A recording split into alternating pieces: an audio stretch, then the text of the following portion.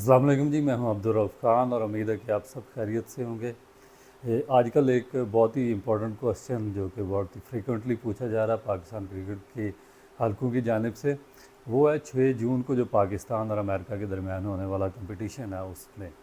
तो उसमें देखे जो पाकिस्तान के क्रिकेट के शायकीन है, थोड़ी सी उनको रिजर्वेशन इसलिए है कि जो यूएसए की टीम है, इससे पहले उन्होंने कभी इसके बारे में इतना ज़्यादा सुना भी नहीं था और इसको इतना ज़्यादा खेलते हुए देखा भी नहीं था। मगर अभी जो बांग्लादेश के ख़िलाफ़ उनकी एक सीरीज़ हुई है जिसमें उन्होंने बांग्लादेश को 2-0 से शिकस्त दी है, और उसके बाद जो प्रीवियस जो पहला मैच हुआ कनाडा के साथ T20 वर्ल्ड कप का, उसमें सरप्राइजिंगली अमेरिकन टीम ने ना सिर्फ बांग्लादेश को 2 मैचेस की शिकस्त दी, बल्कि वर्ल्ड कप के पहले मैच में उन्होंने कनाडा को भी एक जो 197 का एक बहुत बड़ा ह्यूज टोटल उन्होंने किया था, उसको सिर्फ 3 विकेटों पर उन्होंने चेज़ किया। अब ये एक बहुत बड़ा मेरा ख्याल है कि एक क्वेश्चन मार्क आगे आगे है जो पाकिस्तान और अमेरिका के दरमियान होने वाला मैच है, क्योंकि क्वेश्चन मार्क इसलिए और थोड़ा सा पाकिस्तान के लिए डिफ़िकल्ट सिचुएशन इसलिए बन गई है कि अगर तो लॉन्ग फार्मेट हो जिस तरह टेस्ट क्रिकेट होती है या वनडे होती है, तो उसमें जो स्ट्रॉन्ग टीम होती है उसके पास कम बैक के चांसेस वगैरह होते हैं। टेस्ट मैच में अगर एक वीक टीम का फ्लूक लग गया या उनका डे आ गया तो वो एक इनिंग में अच्छा परफॉर्म कर सकते हैं बॉलिंग या बैटिंग में।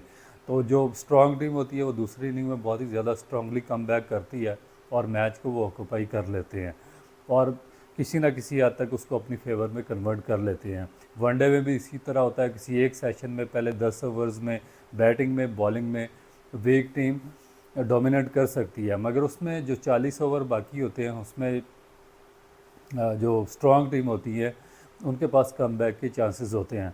मगर ये T20 या शॉर्ट फार्मेट एक ऐसा फार्मेट है जिसमें कि इतने ज़्यादा चांसेस होते नहीं है। एक दफ़ा जो टीम डोमिनेट करती है, चाहे वो वीक हो या स्ट्रॉन्ग हो, तो मेरा ख्याल है कि उसका डोमिनेंस लेवल बरकरार रहता है। तो इसीलिए एक बहुत बड़ा थ्रेट बन चुका पाकिस्तान के लिए अमेरिकन टीम है जिसके ख़िलाफ़ पाकिस्तान अब 6 जून को मैच खेलने के लिए जा रहा है।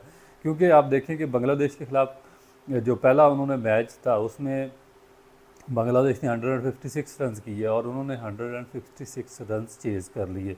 उसके बाद जो सेकंड T20 हुआ उसमें यूएसए ने 144 रन किए हैं और उसमें उन्होंने बांग्लादेश को 139 रन पर आउट किया।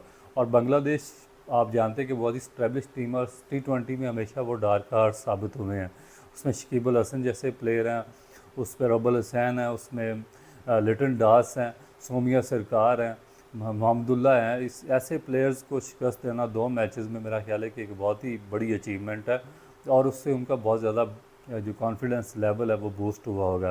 फिर उसके बाद जो उनके बैटिंग पावर है उस जो बांग्लादेश के खिलाफ मैचेस में उसमें टेलर ने ऊपर से स्कोर किया, उसके बाद एक मैच में जॉन्स ने किया, उसके बाद नीचे से जो कोरे एंडरसन है न्यूजीलैंड से जो शिफ्ट हुए अमेरिका, उन्होंने 2 मैचेस में स्कोर किया। तो उसके अलावा जो अभी कनाडा के ख़िलाफ़ मैच हुआ जिसमें 195 रन उन्होंने चेज़ किए हैं, तो उसमें जॉन्स ने एक बहुत ही आउटस्टैंडिंग किस्म की इनिंग खेली है और उसमें उन्होंने 90+ रन किए हैं। उसके बाद दूसरे उनके पार्टनर थे गॉस, उन्होंने बहुत अच्छा स्कोर किया, जिसमें टेलर और जो कोरे एंडरसन है वो उस तरीके से परफॉर्म नहीं कर सके, मगर जो बाकी उनकी बैटिंग लाइन है उसने बहुत अच्छे तरीके से परफॉर्म किया। इसका मतलब क्या है कि उनकी जो बैटिंग लाइन है उसमें डेप्थ भी है और उसके बाद जो ऊपर ओपनर भी इनफॉर्म है, मिडिल आर्डर भी उनका इनफॉर्म है और लोअर मिडिल आर्डर जिसमें कोरे एंडरसन जैसे और जॉन्स जैसे प्लेयर शामिल हैं, वो भी बहुत ही आउटस्टैंडिंग किस्म की परफॉर्मेंस वो दे सकते हैं।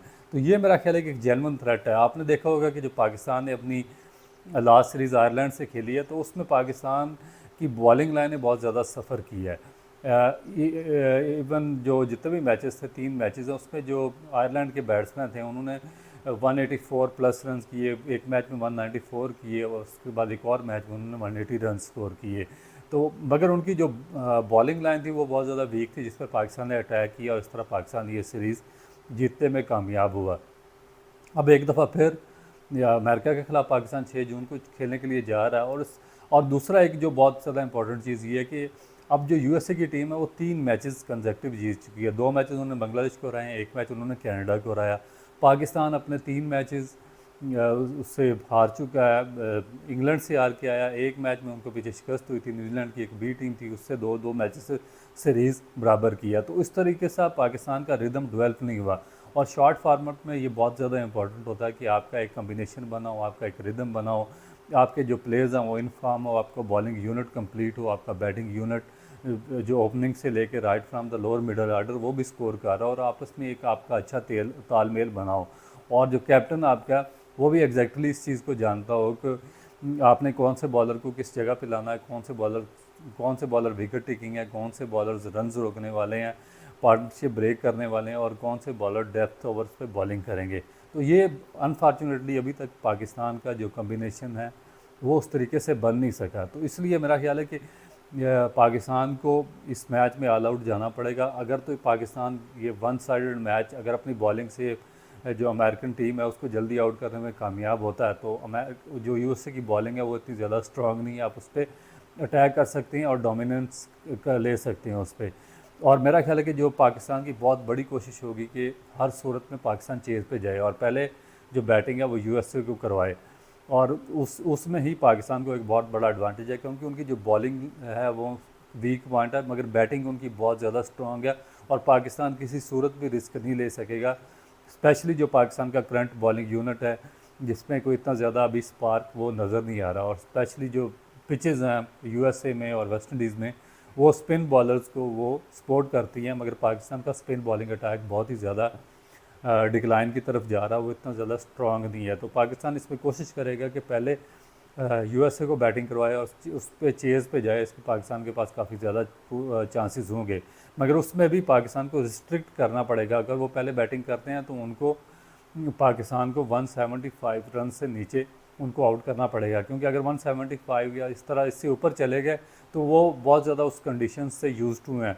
और फिर वर्ल्ड कप है, उसमें एक प्रेशर गेम होती है ये, और प्रेशर गेम में 170 प्लस रन चेज़ करना बहुत ज़्यादा मुश्किल हो जाता है जब आपकी प्रिपरेशन भी ख़ास तौर पर इतनी ज़्यादा अच्छी ना हो। तो ये एक डिटेल मैं सोच रहा था कि एक ओवरव्यू दूं आपको पाकिस्तान और यूएसए के मैच में, कि पाकिस्तान को इस मैच को बहुत सीरियसली लेना पड़ेगा। जो बाकी टीम है उनकी तरह यूएसए की टीम इतनी ज़्यादा वीक नहीं है, उनको होम क्राउड्स का एडवांटेज है, बहुत ज़्यादा वो वहाँ पर क्रिकेट खेलते नहीं, और स्पेशली जो शॉर्ट फार्मेट है उसमें उनकी प्रिपरेशन बहुत ज़्यादा और कंप्लीट है, और स्पेशली जो उनका फील्डिंग यूनिट है वो बहुत ज़्यादा स्ट्रॉन्ग है। तो पाकिस्तान को उनको ये दो चीज़ों को देखना पड़ेगा, क्योंकि बैटिंग और फील्डिंग यूनिट बहुत अच्छा है। वो एक जो उनका वीक यूनिट है वो उनका है बॉलिंग, उस पर पाकिस्तान को अटैक करना पड़ेगा अगर पाकिस्तान ने मैच जीतना है, और पाकिस्तान को डोमिनेंस से ही मैच जीतना पड़ेगा। अगर पाकिस्तान इस मैच को क्लोज लेकर चला तो फिर 50-50 चांसेस हो सकते हैं और पाकिस्तान के लिए ख़तरनाक भी हो सकता है।